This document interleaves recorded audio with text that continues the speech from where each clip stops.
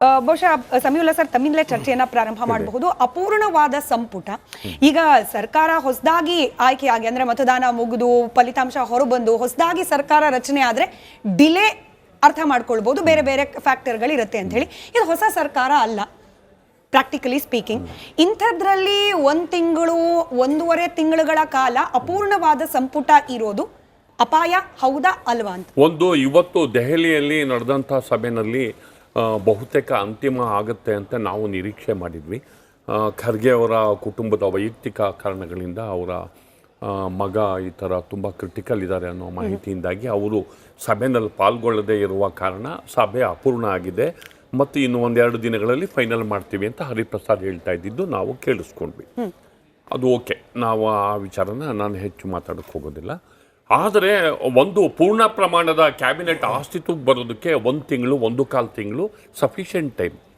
ಅದು ರಾಜ್ಯ ಬರದಿಂದ ತತ್ತರಿಸ್ತಿರುವ ಈ ಸಂದರ್ಭದಲ್ಲಿ ಕೃಷಿ ಚಟುವಟಿಕೆಗಳು ಬಹುತೇಕ ಸ್ಥಗಿತಗೊಂಡಿರುವ ಸಂದರ್ಭದಲ್ಲಿ ಸರ್ಕಾರದ ಸಚಿವರು ಸಮರೋಪಾದಿಯಲ್ಲಿ ಅಖಾಡಕ್ಕೆ ಧುಮುಕ್ಬೇಕಾಗುತ್ತೆ.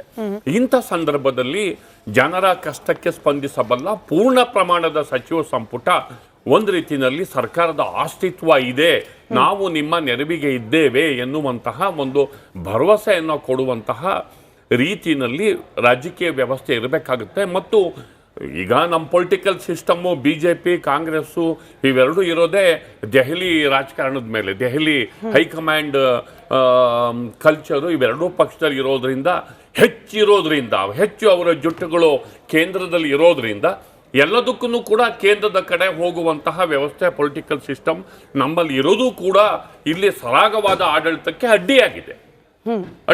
ಅದಕ್ಕೆ ನಮ್ಮ ಲೋಕಲ್ ಲೀಡರ್ಶಿಪ್ಗಳು ಅದನ್ನು ಅರ್ಗಿಸ್ಕೊಳ್ಳೋಷ್ಟು ಕೆಪಾಸಿಟಿಯಿಂದ ಅವರು ತಮ್ಮ ವರ್ಚಸ್ಸನ್ನು ತಮ್ಮ ಶಕ್ತಿಯನ್ನು ಹೊಂದಿದ್ರೆ ಬಹುಶಃ ಆ ಒತ್ತಡದಿಂದ ಅವರು ಪಾರಾಗ್ತಾರೇನೋ ಅಥವಾ ಕಡಿಮೆ ಆಗುತ್ತೇನೋ ಒತ್ತಡ ಅಂತ ನಾವು ಹೇಳ್ಬೋದು.